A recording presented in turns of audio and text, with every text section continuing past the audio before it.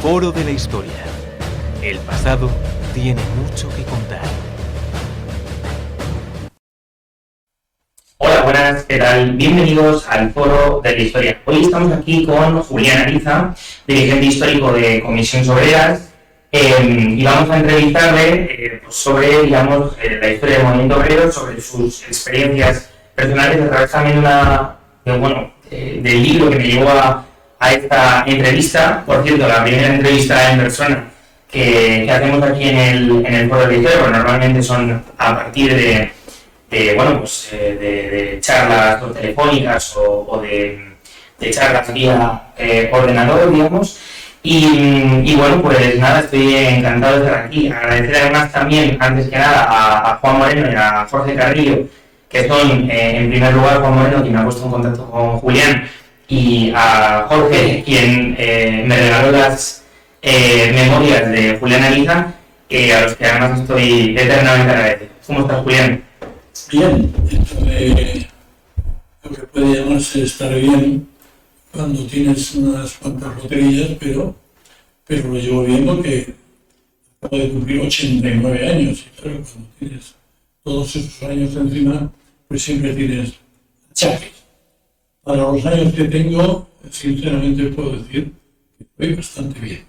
Bueno, la verdad que llevan 89 años, yo a usted y que le veo perfectamente, está estupendo. Sí, son apariencias porque realmente mis males son físicos. Tengo de artrosis y de operaciones un poco frustradas, incluido de columna, que al final supuesto que tienen eso que los médicos una estenosis de canal, que es un problema de estrechamiento de la columna que afecta al funcionamiento de las piernas, produce dolor y dificultad de caminar. Bueno, como hemos dicho antes, fuera, digamos, de este podcast, poco a poco, y ya le gustaría a mucha gente, yo creo que estar como usted, ¿verdad? Para lo más importante de la cabeza. De cuello para arriba, me defiendo. De cuello para abajo, más complicado. Poco a poco. Bueno, la verdad es que este programa, como hemos dicho, es producto de muchas coincidencias. La verdad es que después de haberme leído sus memorias, El precio de la libertad, son pues unas memorias que además recomiendo porque son historia de España y sobre todo es una historia del movimiento obrero. Pues la verdad que me parece muy interesante tener este programa en el podcast, sobre todo porque hemos estado hablando sobre el comunismo, hemos estado hablando sobre memoria histórica, sobre la querella contra el franquismo y contra la brigada político-social y bueno, pues otros temas que al final son quizá una historia que no se cuenta tanto, pero que debería de hacerlo. También es una tarea de memoria democrática y bueno, pues eso, aquí estamos. Me gustaría comenzar preguntándole sobre cómo fue, digamos, su infancia en el contexto de la posguerra. Bueno, fue la infancia, yo diría que típica de los hijos de los obreros, los años 40 del siglo pasado, que es como decir que fue una infancia dura. Es decir, yo conozco un periodo, y lo guardo en la memoria porque ya tenía capacidad de recordar lo que estaba viviendo en los años 40, pues, las cartillas de racionamiento, las limitaciones en la alimentación, el hambre a veces, la pobreza con que se vivía y sobre todo, pues, con los años, no directamente cuando eres un chaval, que bueno, pues si no tienes dinero para tener una pelota, pues haces un balón de papel y lo envuelves con cuerdas y te juegas con él. Es decir, yo no creo haber tenido una infancia que no haya podido, digamos, desenvolverme como niño, jugar, pero claro, siempre bajo la pobreza, es decir, yo no tenía juguetes porque no había dinero en las familias, ni yo ni la mayoría de los niños. Entonces, Yo tengo una memoria muy viva de todo aquel periodo, de su evolución, de cómo al cabo de unos cuantos años, a principios de los 50, ya desaparecieron las cartillas de racionamiento. No es que hubiera abundancia de comida porque además los salarios eran de miseria y la protección social era prácticamente inexistente. Pero fueron años en donde te queda un pozo y es de fondo para decir tu propia evolución para comprometerte en lo que me he comprometido a lo largo de mi vida. Y eso tiene que ver mucho pues, con la ejemplaridad de mis padres, muy pobres, pero con una integridad moral extraordinaria. Extraordinaria, eso lo recordaré siempre porque creo que nos influyó a los varios hermanos que éramos por esa conducta, repito, de un obrero de la construcción y una ama de casa, pero que tenían no solo una rectitud moral, sino unos valores muy, yo diría que progresistas, es decir, valores de solidaridad, de justicia, de igualdad, y al mismo tiempo también emanaban otra cosa que la fui con los años comprendiendo mejor, que era miedo. Es decir, yo sí recuerdo que fue una época en la que tus padres te decían aquello de no te metas en líos, no te metas, es decir, siempre con una prevención, porque vivías en un contexto de represión. Y mi padre había ido a la cárcel pocos días simplemente por ser afiliado a la UGT en tiempos de la República y claro, pues el temor al entorno, al régimen, a la represión, pues eso se notaba en la plaza, lo notábamos todos. Y eso fue un poco, repito, pobreza, digamos, un ambiente familiar muy confortable desde ese punto de vista y materialmente pues muchas dificultades. Digamos ya como ya pasando el tiempo y abandonando poco a poco la niñez, ¿cuándo empiezas a tomar conciencia, digamos, de que el régimen, digamos que sirve a unos pocos y que deja a unos muchos relegados a un segundo o tercer plano? ¿Y cuándo empiezas a tomar conciencia de clase? Yo empiezo a tomar conciencia de clase aparte de algunas también, digamos, enseñanzas de un familiar, que era más o menos como un hermano mayor, en definitiva, un cuñado mío, pero bueno, que nos conocíamos desde que yo era niño, él era mayor que yo, y él también, pues, de alguna manera, con algunas lecturas que me dejó en su día, de Vasco Ibáñez y de algunos libros que aunque aisladamente estaban prohibidos, pero en tomos de obra completa estaban autorizados. Por ejemplo, obras de Vasco Ibáñez como La Catedral o Cañas y Barro y otra serie de obras que tenían un contenido social. Y luego, yo lo que sí he tenido, recuerdo siempre, pues una especie de rebeldía frente a lo que consideraba injusto y una cierta aversión al poder de los fuertes. Es decir, siempre me coloqué del lado, como digo, de los perdedores, de los débiles. Era un poco la enseñanza que había recibido de mi propia madre. Y poco a poco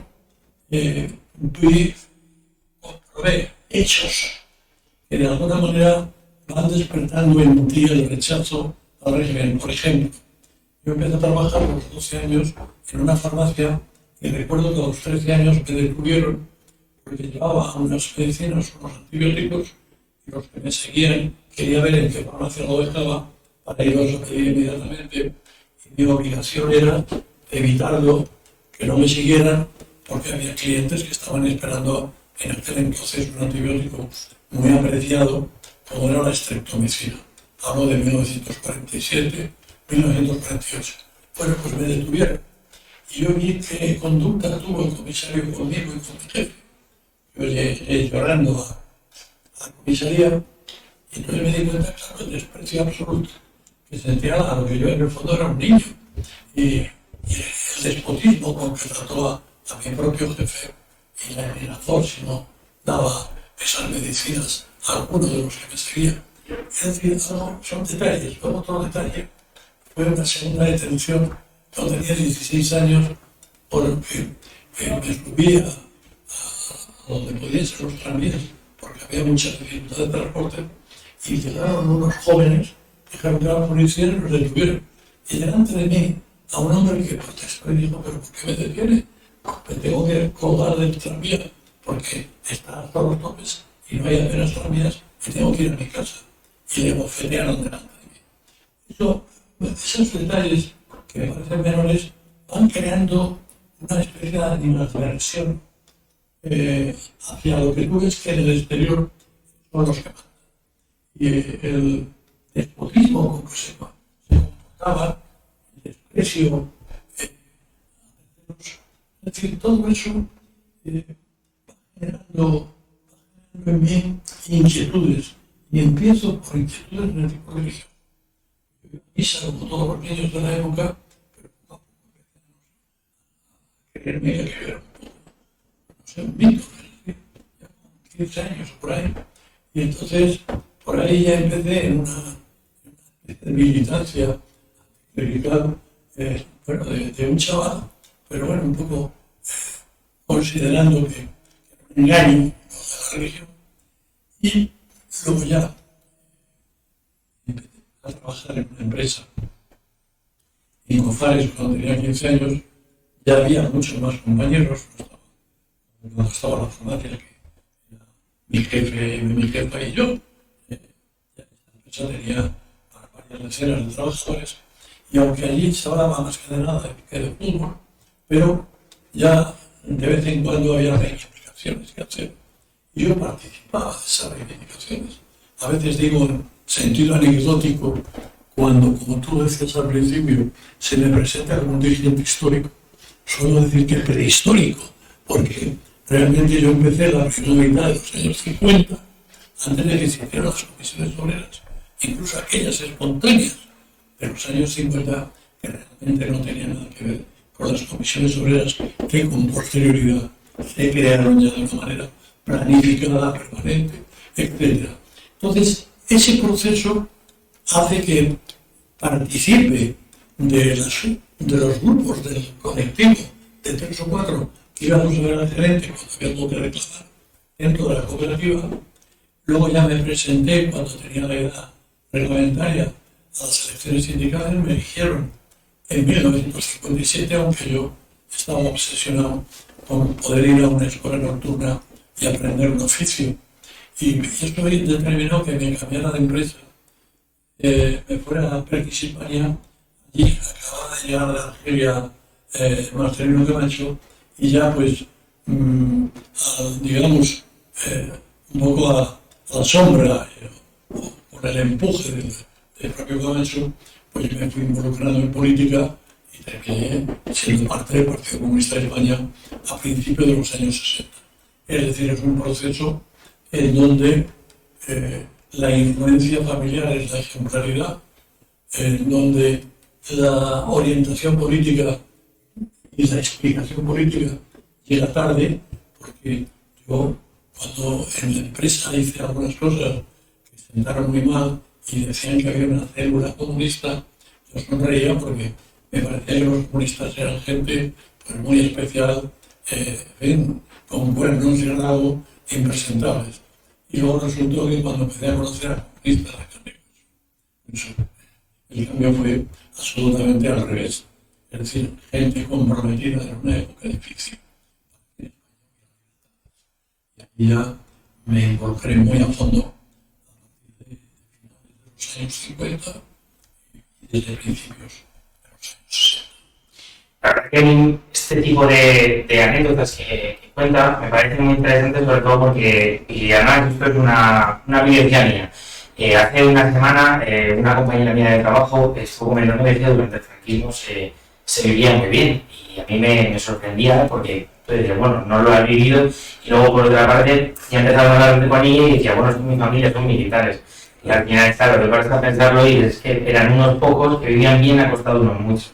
La verdad que o sea, reitero que me parece interesante este tipo de programas porque me parece mostrar la otra cara que normalmente no se muestra y es triste porque al final es la historia de España. Se ha ocultado, se sigue ocultando buena parte de esa historia de España.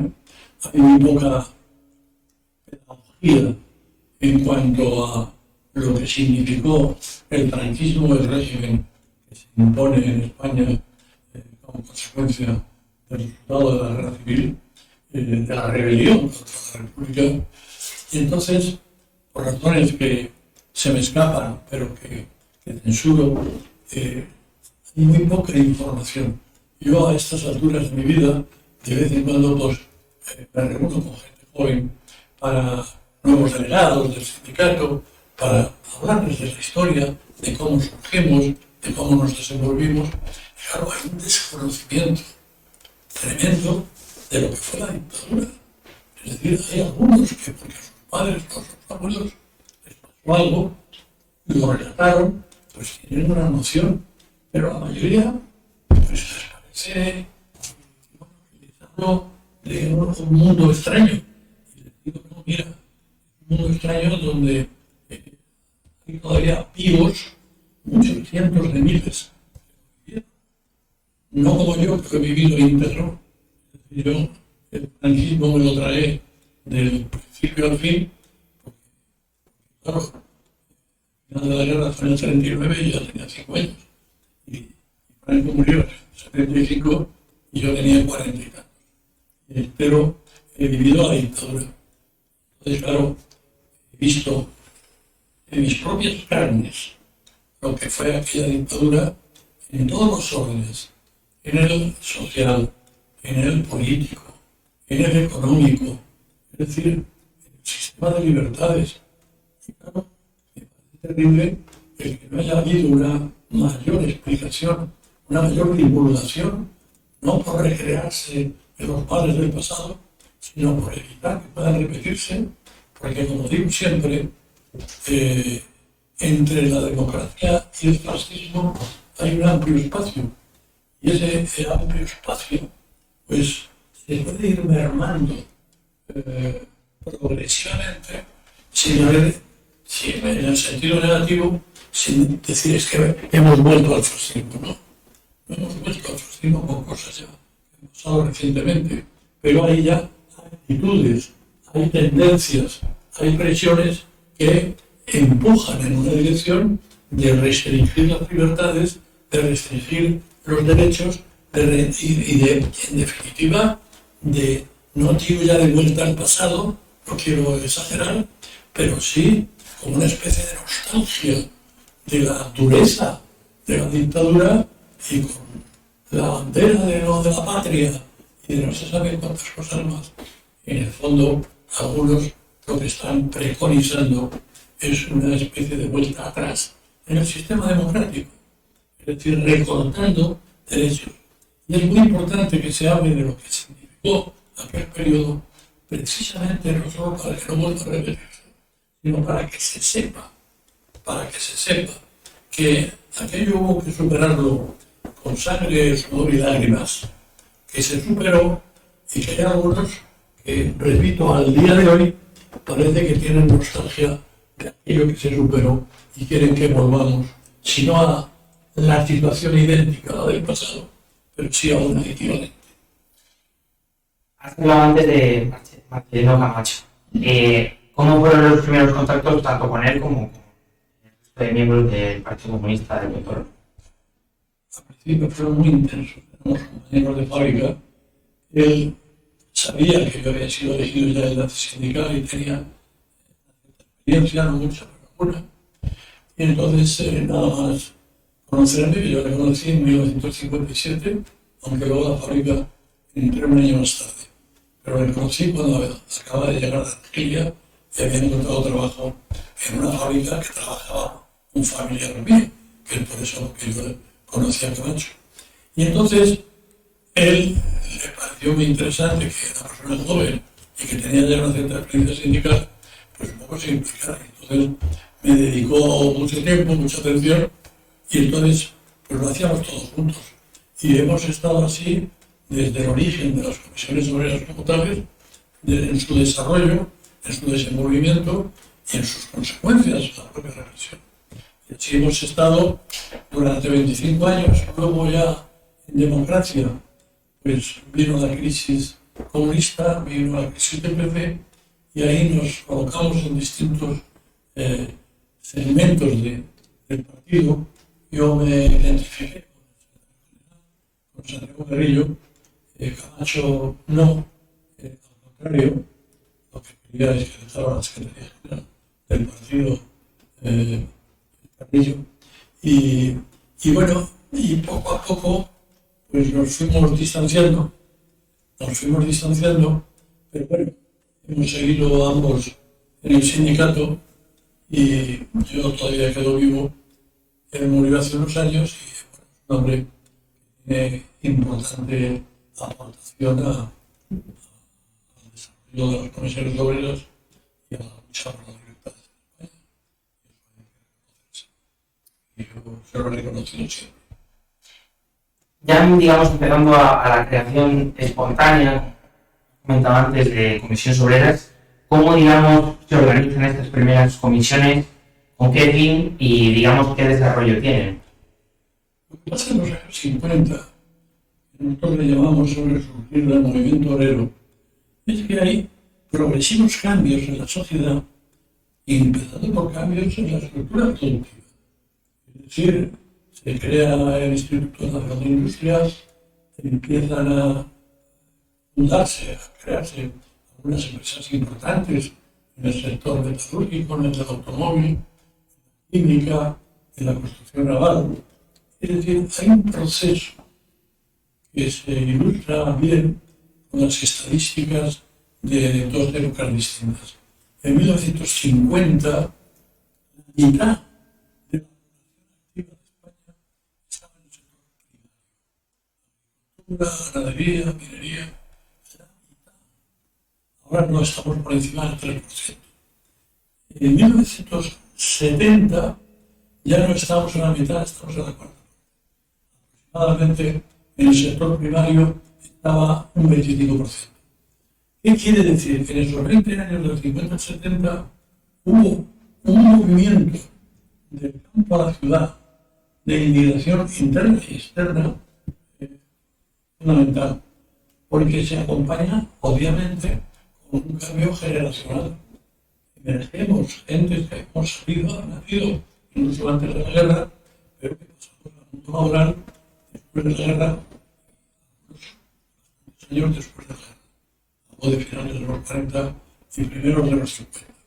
Entonces, entre un cambio en la estructura económica, un cambio sociológico, un cambio que se da también en el terreno político, sobre todo en la segunda mitad de los años 50, con la aparición del Opus Dei, el fin de la política de autarquía que se llamó, el inicio de los planes de desarrollo. Es un proceso. En ese intervalo de los años 50 a 60, pues claro, hay también un proceso de movilizaciones, de demandas, y esas nuevas generaciones que se van incorporando, pues han vivido las consecuencias de la guerra, pero no han participado en ella. Y entonces son de alguna manera más sensibles a participar en, digamos, en movimientos, en acciones reivindicativas, que sean individuales, concretas, nada revolucionarias, pero de índole sobre todo laboral, se canalizaban en buena medida a través de demandas de trabajo, pero se empezaron a canalizar a través de esas comisiones. Yo recuerdo, en esa experiencia personal, que en los años 50, en la primera mitad, en Cozares, que yo trabajaba, ya lo he comentado antes, pues teníamos a veces reivindicaciones con la sala de donde nos vestíamos, los servicios, y teníamos también reivindicaciones para unas pagas extraordinarias que excepcionalmente daba esa empresa por su régimen político cooperativo,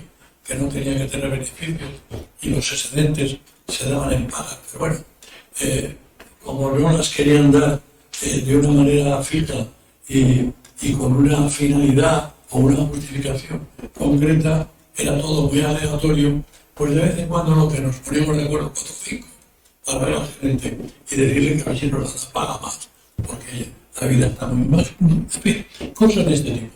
Resumiendo, se creaban instrumentos para materializar la defensa de una reivindicación concreta.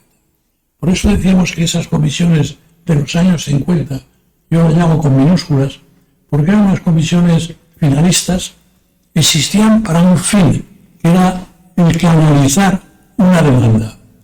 Decíamos que eran efímeras porque efectivamente tú canalizabas la reivindicación y esa comisión desaparecía.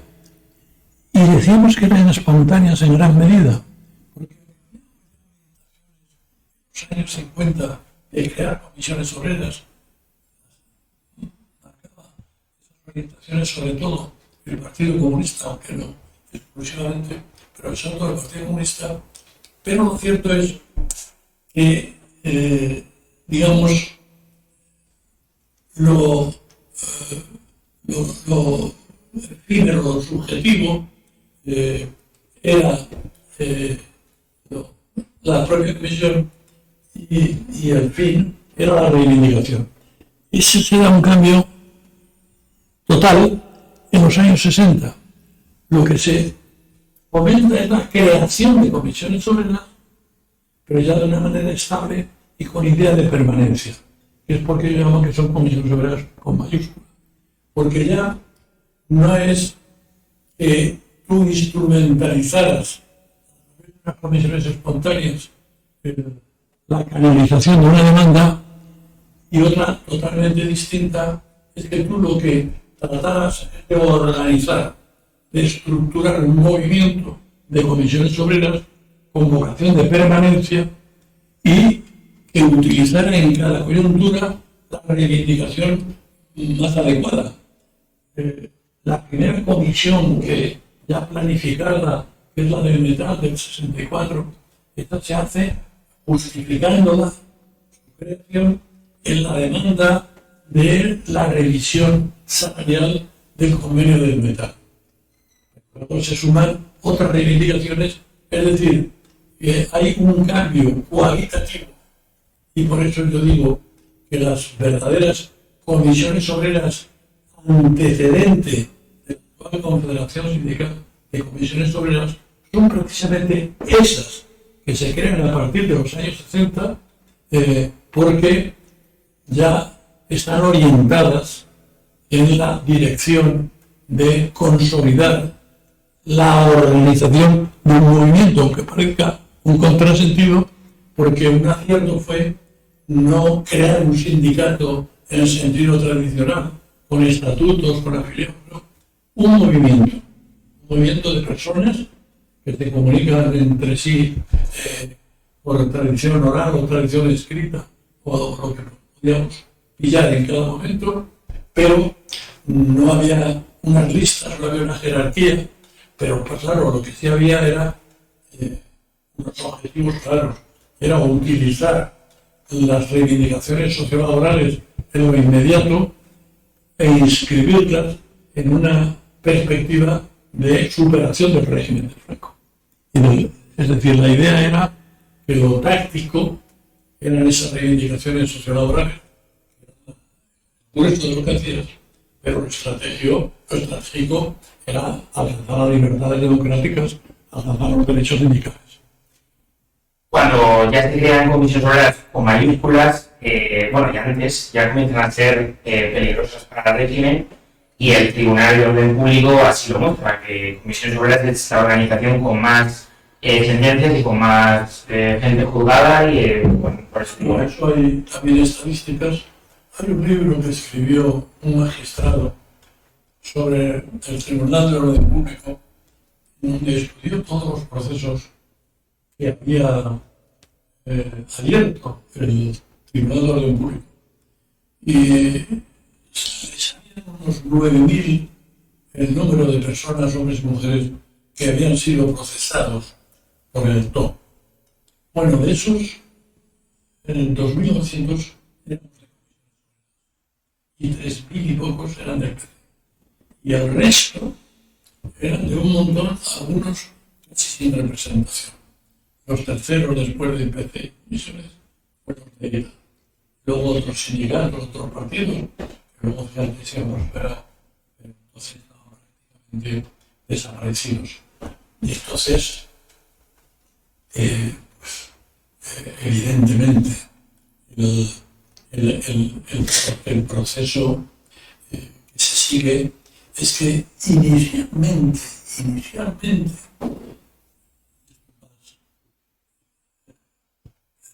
más interesante desde mi punto de vista, desde el punto de vista de la historia, es decir, es que hay un sector del régimen que trata de lavarle la cara, por decirlo de pocas palabras. Es un sector que, en principio, nada de los miembros del Opus Dei y de las reformas económicas que hace con cierta eficacia.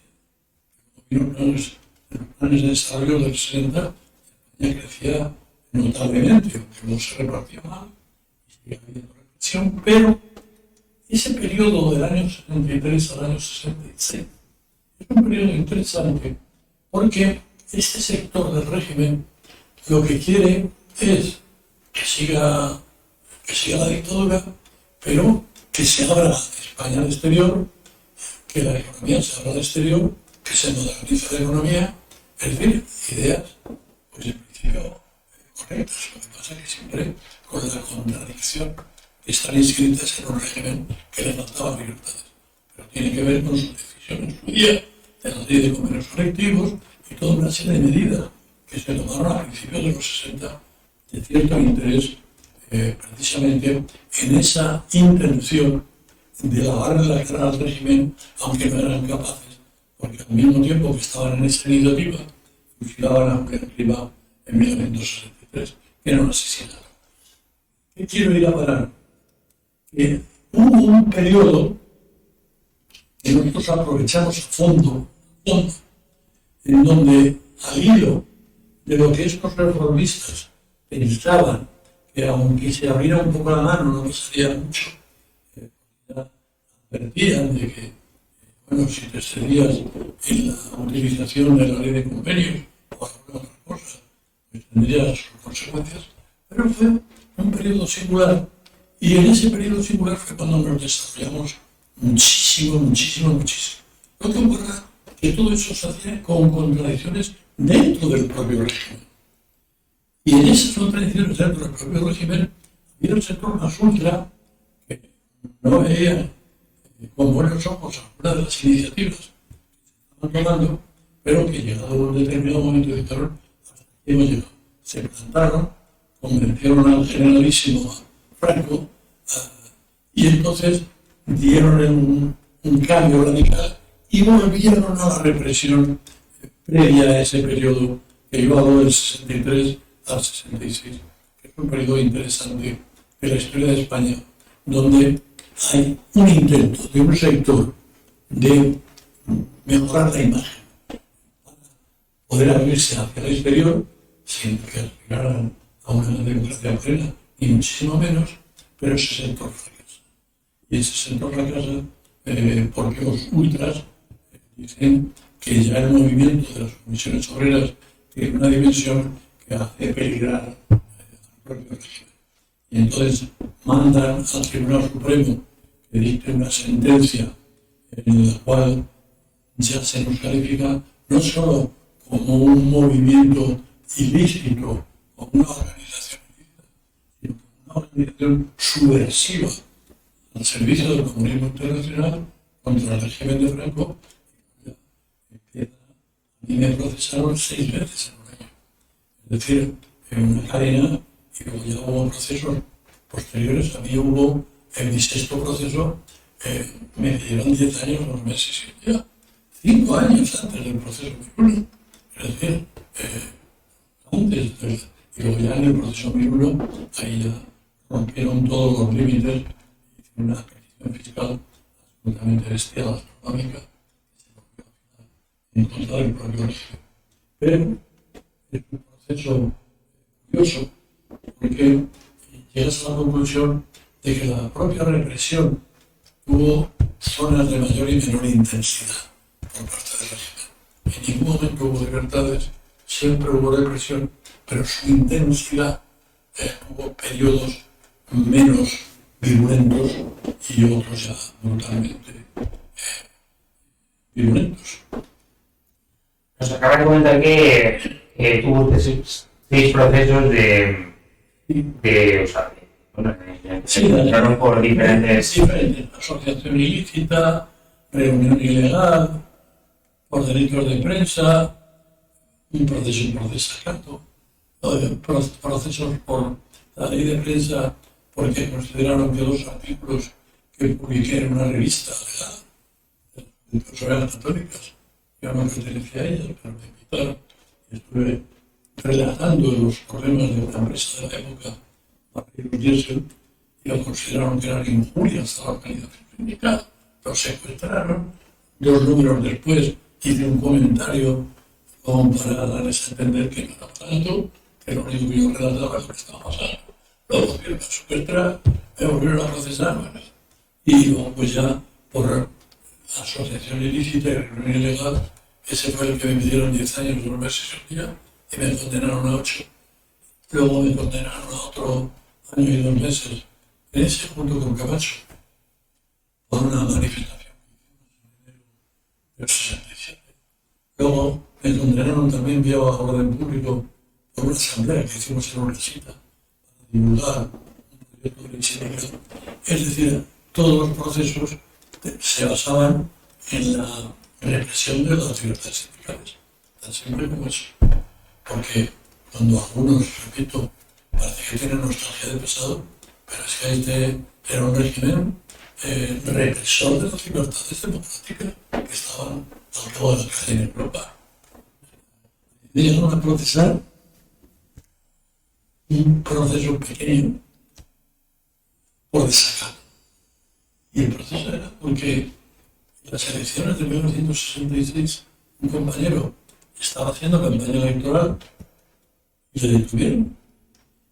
Mandamos al vicepresidente del gobierno, muy grandes, un telegrama, lo que bueno, estaba haciendo en unas elecciones legales, estaba haciendo campaña electoral, le habían detenido y exigían su libertad. Entonces, consideraron que era desacato mandarle ese telegrama al vicepresidente. El régimen era, yo digo hasta cutre, porque procesar por mandar un telegrama es difícil creerse, pero textual. A mí y a 2 compañeros más. Bueno, la verdad que no tenían tampoco, o sea, quiere decir, el poder era suyo, hacían lo que querían y no tenían que dar explicaciones. Ni más ni menos. Vamos, así lo veo yo. Ni más ni menos, sin ninguna. Impunemente, hombre, es que claro, ya ellos se cubrían sus propias leyes. Es decir, porque claro, aunque se modificó a principios de los 60, dentro de esos cambios que se dieron en ese periodo, pero claro, en el Código Penal,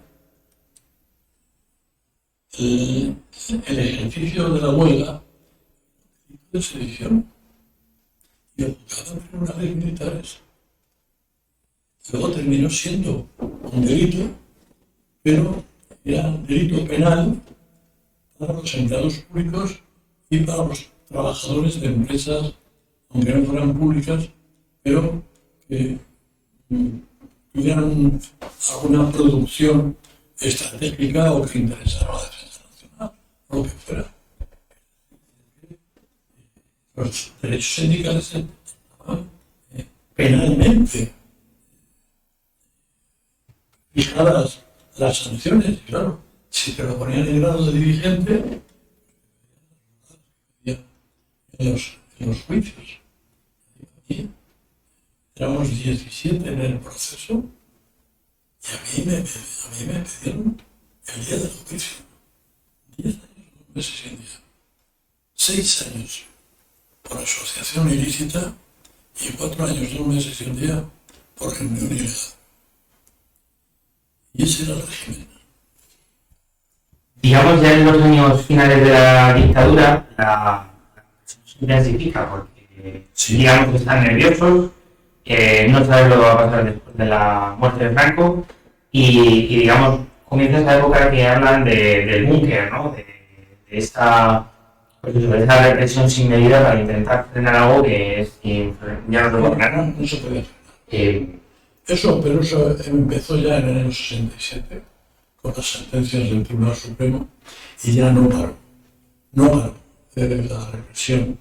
Y se hizo cada vez más intensa. Claro, la represión era también no solo los derechos sindicales, sino otros derechos también sindicales y políticos, como los de manifestación, incluso pues, con muertos. Hubo muertos en una manifestación de la Constitución de Granada, muertos en la Bazán, es decir, en muchos sitios, aquí en Madrid, bueno, había una represión incluso pues, ¿no? de armada, es decir, tiros. ¿Cómo lo vivieron, digamos, desde la organización de comisiones obreras, tanto en las cúpulas como en, pues eso, cuando hubo represión, que fue con diferentes intensidades, ¿no? Dependiendo de las provincias también, pero cómo lo vivieron y qué pasó al frente dieron en torno a esto? Durante el periodo ese represivo intenso que, repito, se mantiene hasta la muerte de Franco, ininterrumpidamente, en el 75 o a finales del 74, es decir, tal. Entonces, claro, eso produjo un repliegue, es decir, durante un tiempo, claro, dependías mucho más a la hora de determinadas decisiones, de determinadas movilizaciones, porque durante una etapa anterior tú aparecías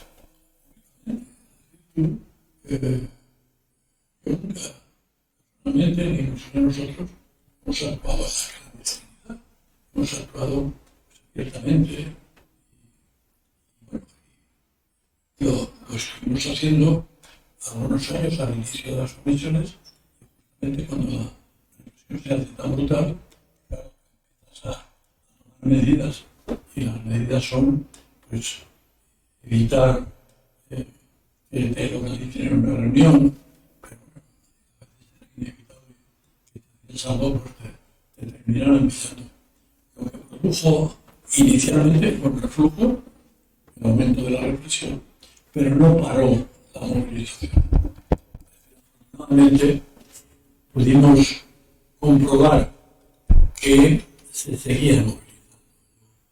Recuerdo la huelga de los médicos de los años 73,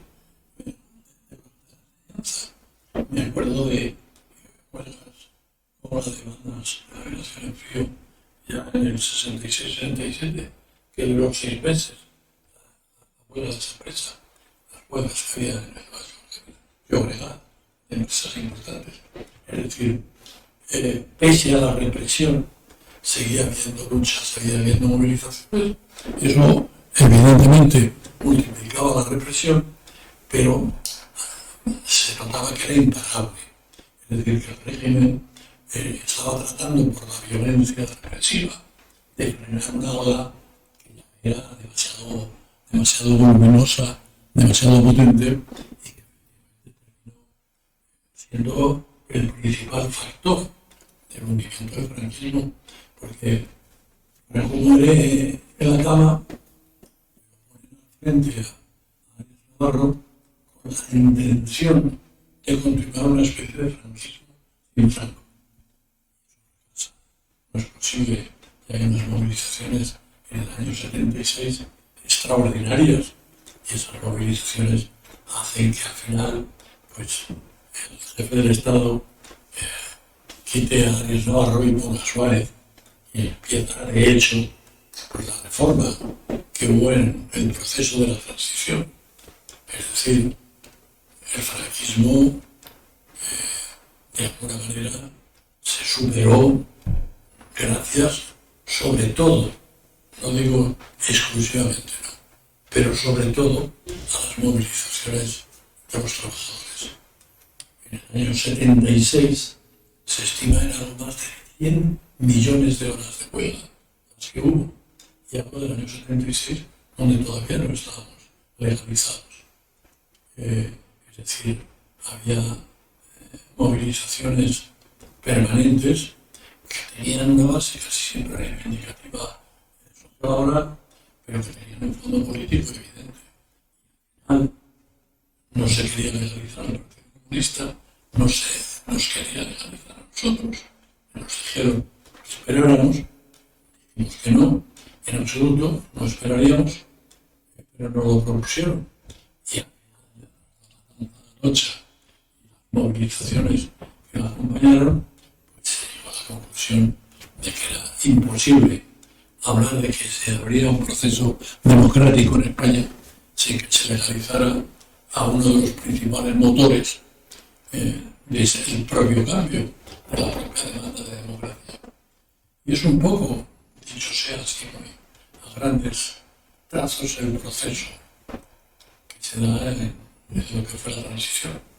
Me parece realmente interesante porque desmitifica aquello de que el rey es quien trajo la democracia, que hay pues cierta gente que todavía mantiene ese mito y me habla de que no es el rey, pero los trabajadores y trabajadoras los organizados. Fundamentalmente porque hicieron, claro, picas. Como en el 75, en noviembre, ponen en Navarro, presida el gobierno, y se da en 77. Pasa desde la muerte de Franco a la legalización, pasa casi año y medio. Y ese proceso de año y medio, quien está en el poder son los franquistas, los reformistas de Franco, pero en definitiva los prominentes de la propia dictadura. Y pese a eso, la presión de masas hace que sus propósitos, incluso sus compromisos ante el estamento militar de que no se legalizaría al Partido Comunista, no los pueda cumplir. Quien lo determina no es el rey. Lo que determina son las movilizaciones.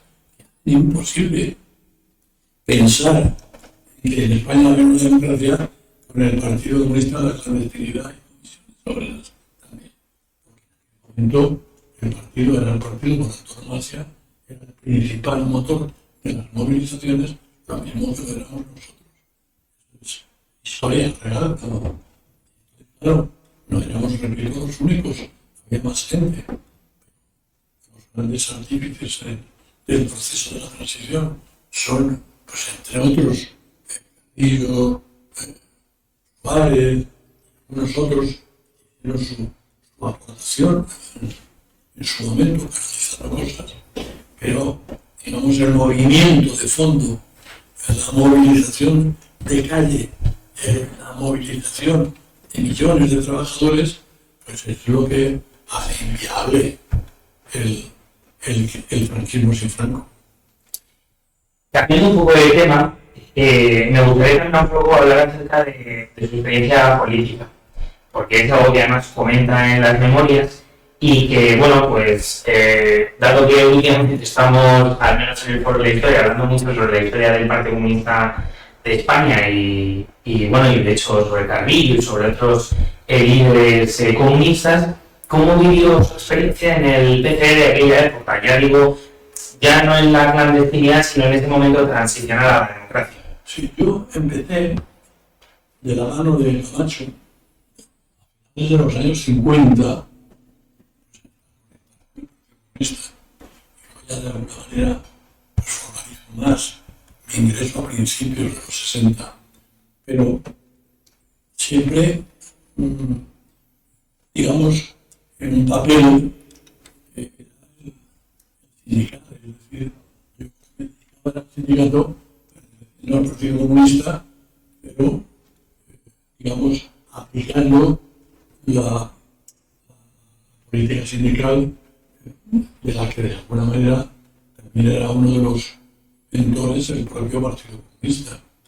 Es decir, Comisiones Obreras, pues, es una idea que sobre todo divulga a fondo Santiago Carrillo en pleno en el exilio en 1956, es decir, la idea de desarrollar el movimiento de las comisiones obreras.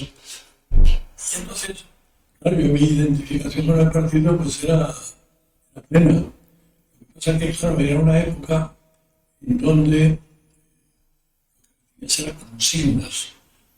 No era un partido que se desvolvía a la clandestinidad, porque era el más perseguido por parte de la dictadura, con diferencia.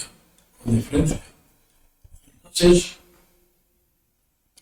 digamos que mi militancia estaba analizada en el sindicato, pero mi experiencia política y mi identificación con la política del PP era plena. Y yo vi con muy buenos ojos, como lo que fue en su día, la propuesta de política de conciliación nacional. Lo vi con posterioridad, pero cuando conocí de esa iniciativa, me di cuenta de que era una iniciativa inteligente y arriesgada. Y eso hizo que yo me fuera identificando mucho también con la figura del secretario general, porque era el que más promovía propuestas, ideas. Lanza la denuncia por la invasión de Checoslovaquia en el año 68. Me identifico plenamente porque era un desastre. Yo no me identifico a posteriori.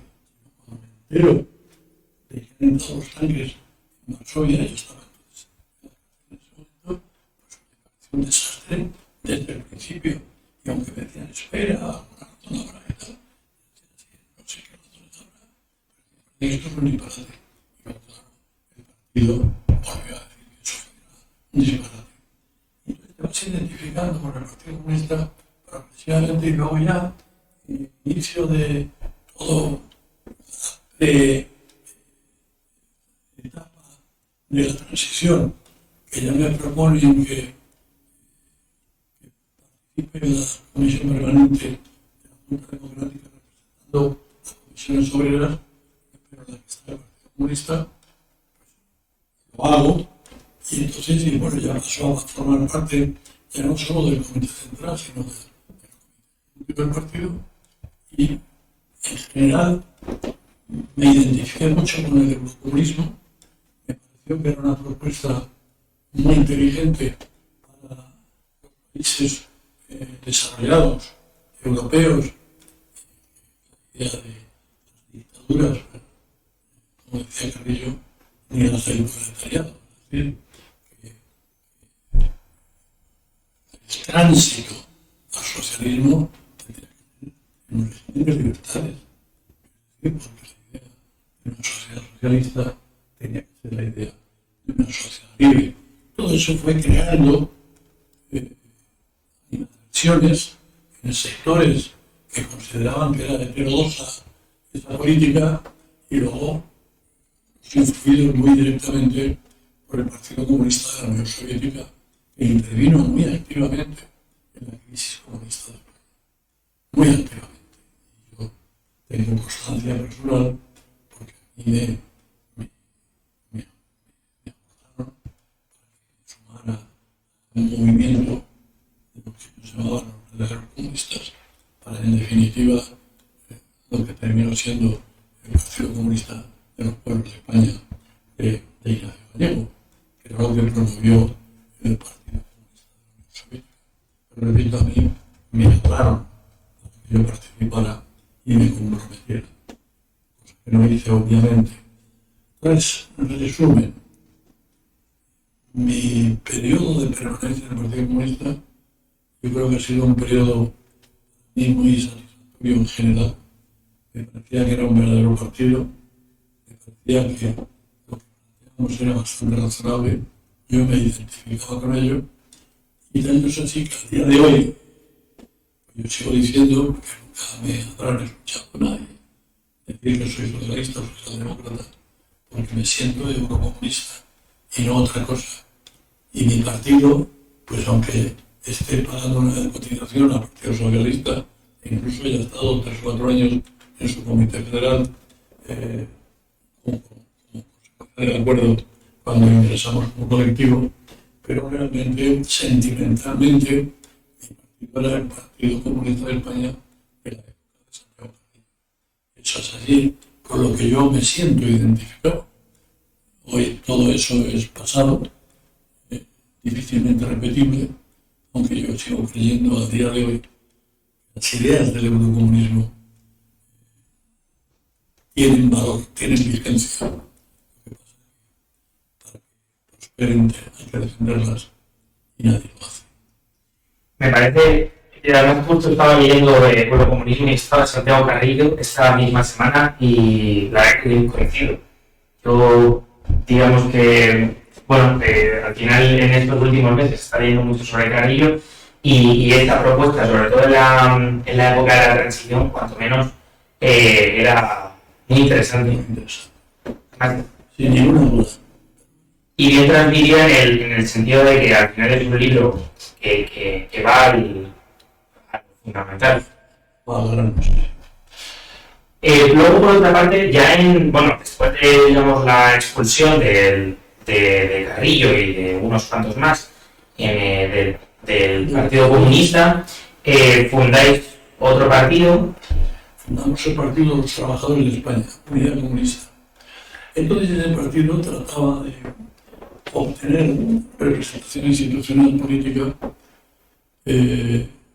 una idea de contribuir con más eficacia a un proceso de reunificación de los comunistas, es decir, la unidad comunista. Pero no sacamos representación parlamentaria.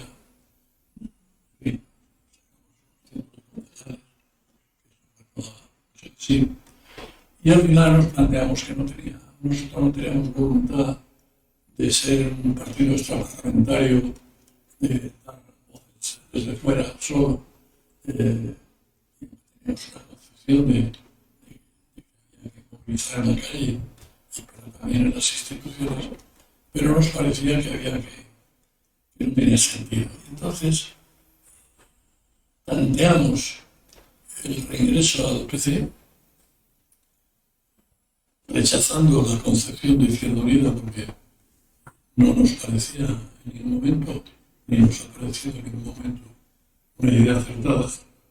La mezcla ahí de carlistas, humanistas y ese puzzle que se convirtió en Izquierda Unida, aparte de contenidos políticos que tampoco participábamos. Pero eso no prosperó. Entonces nos vimos en el dilema de disolvernos y que cada uno se fuera a su casa o hiciera lo que quisiera, o hablar con el Partido Socialista para ingresar como corriente, diciéndoles que nosotros, nuestros años y nuestras experiencias, no habíamos cambiado de ideas, seguíamos pensando lo que pensábamos, pero que creíamos que una casa común que llamábamos de la izquierda, corrientes, dentro de un respeto a la unidad del partido, pues podía ser aceptable y lo aceptaron.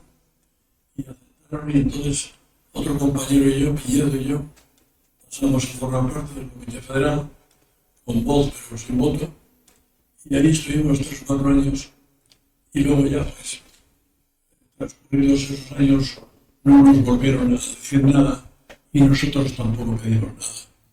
Y entonces, bueno, pues, algunos que yo sigo pagando mi cotización, pero no tengo actividad de partido ninguna. Estuve unos cuantos años yendo a las reuniones de la revista Temas para el debate, pero ya también he dejado de ir porque eso al final se ha convertido, digamos, en un instrumento de divulgación de la política del gobierno y del PSOE. Y bueno, pues está todo bien que se quiera, pero a mí no me interesa. Y entonces, bueno, pues como les suelo decir a algunos, soy afiliado pero no simpatizante. Es decir, porque luego ya si entramos en materia, yo soy bastante discrepante de muchas de las cosas que se han hecho por parte del Partido Socialista, reconociendo que es lo que hay. hay que hablar con los bueyes que tenemos, no con unos bueyes que no existen. Pero bueno, que haya que votar al Partido Socialista no está para que, por ejemplo, de cosas del día de hoy, a mí que no es el Partido Socialista, pero bueno, me vale como ejemplo de lo que yo no entiendo. Resulta que la vicepresidenta del gobierno del PSOE, la Yolanda Díaz, a la que yo no tenía ninguna animadversión, me caía bien, dice que ella no se entrevista con Feijóo, y que no se entrevista con Feijóo, porque representa lo que ella rechaza, no sé la participación, pero lo que se ha hecho público, pero ahora está en Bruselas viéndose con Podemos, y me dijeron, vamos a ver, tú rechazas a un tío de derechas como Feijóo y tenías a verte con él y te vas a ver a un delincuente, un secesionista que no abdica de sus convicciones. Y yo comprendo que habrá que hablar con que sea, para ver si hay alguna salida. Pero yo a estas alturas de mi vida, sinceramente, veo con enorme preocupación una deriva que creo que puede desintegrar. Es decir, ¿por qué? Porque yo creo que el sector que no ve determinadas iniciativas para mantenerse en el poder es un sector muy amplio del Partido Socialista, aunque no emerja, aunque no aparezca. Pero es bastante amplio y lo último que he visto es unas declaraciones de Felipe González. Él confiesa haber dudado de votar al Partido Socialista en las últimas elecciones. Creo, yo también, yo lo que creo es que una puta vez hay que ver cómo hay una zona de entendimiento para que no dependan de los secesionistas. Eso tiene que ser un acuerdo que más o menos el sitio más o menos no tiene más que ser, pero el Partido Popular es una regla que tampoco lo permite. Con lo cual, tienes que de alguna manera tratar con lo que hay. Lo dijeron, no sé cómo decirte, todo esto yo mal porque creo que lo que están alimentando ellos es algo que terminará un día, posiblemente esa mayoría, la derecha más reaccionaria que podemos tener. Y en el Partido Socialista se puede producir, no digo que se vaya a producir, porque claro, la gobernabilidad no es que impensable, imposible. Porque bueno, pues se ha gobernado hasta ahora con esa heterogeneidad de puertas, pero que se han sumado otras como la que se aspira que se sume, que vamos a ver si lo hace, como la de Puigdemont. Bueno, no pasemos te quiero decir, también resumiendo, estoy en el Partido Socialista porque tomamos una decisión colegiada. Todos nosotros, yo me comprometí en esa decisión y involucré a muchos en esa decisión, que me parecía que en su momento era algo razonable, pero la experiencia vivida en el interior del Partido Socialista para mí ha sido decepcionante. Muchos fueron 11.000 militantes que se sumaron en esa corriente, o sea, que este segundo partido de la comunidad de los comunistas tampoco era un partido pequeño. Tenemos lo menos 15.000 afiliados en un momento dado. Sí. Y bueno, y 200, me parece que 229 concejales. La verdad es que tengo que decir es que el otro día, junto con, bueno, en una librería de estas de segunda mano, yo me acabé comprando hasta la asamblea de convención del partido. Lo compré y me lo compré.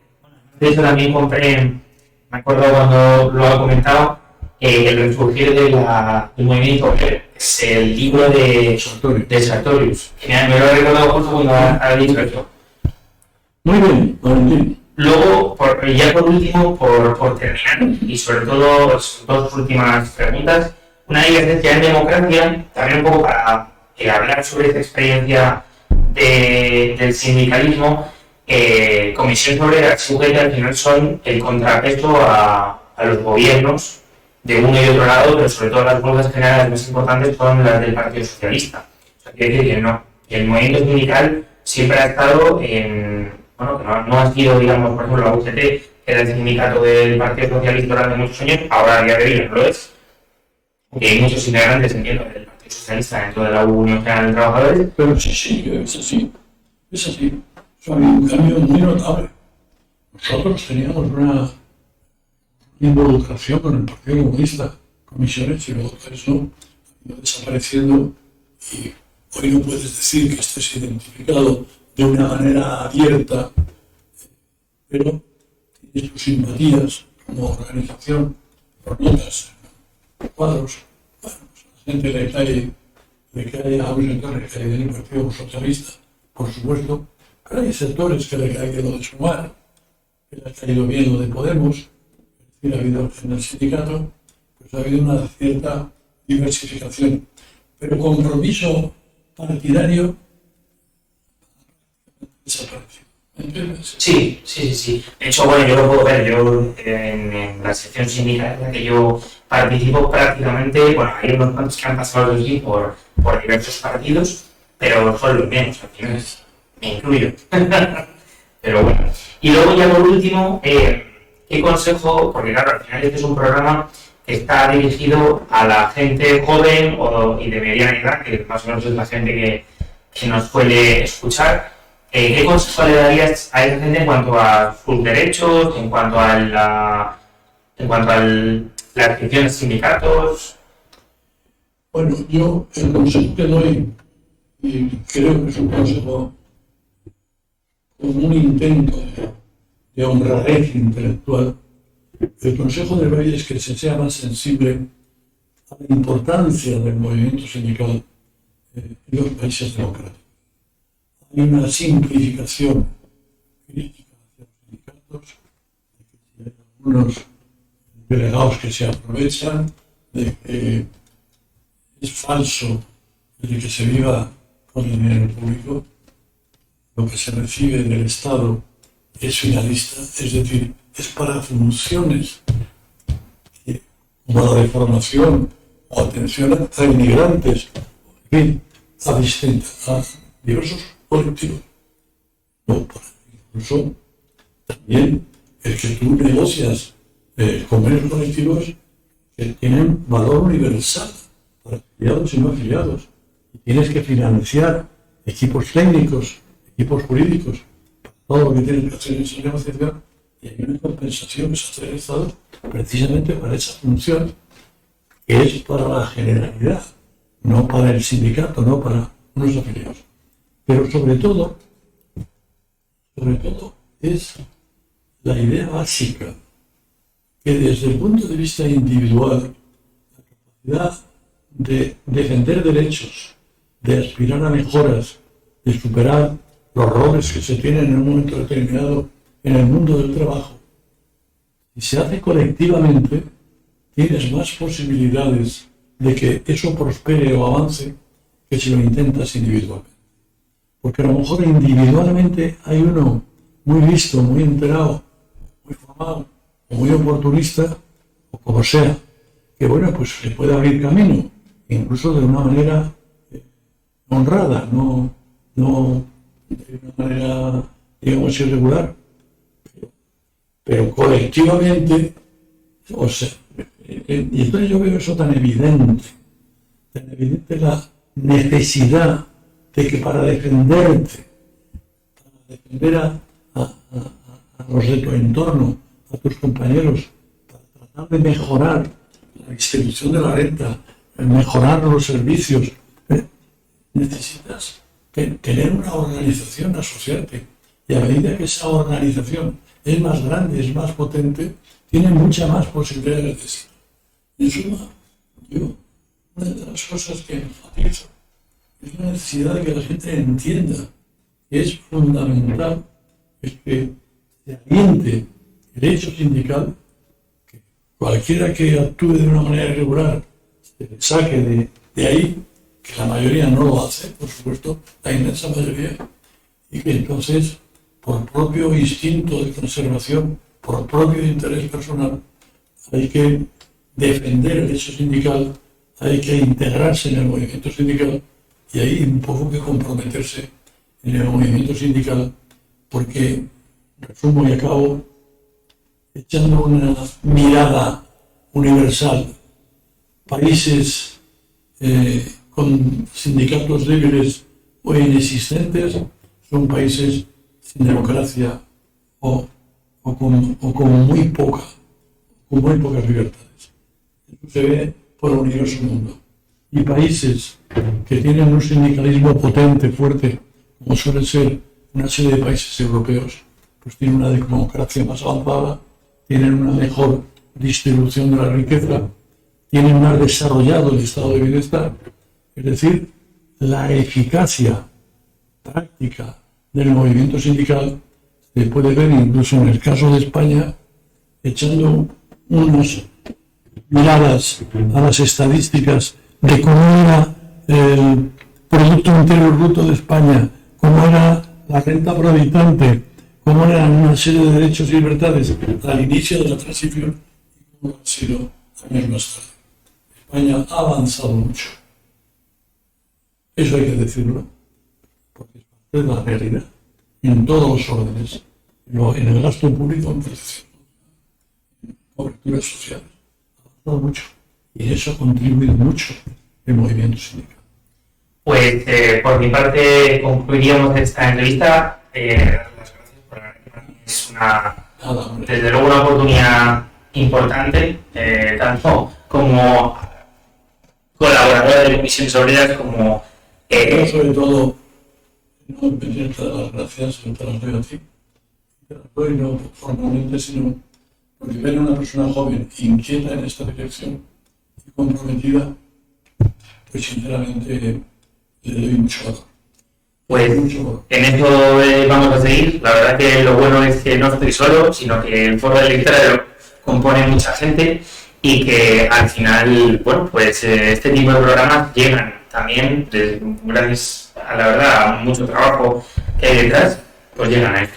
Así que nada, muchas gracias. Enhorabuena y muchas gracias.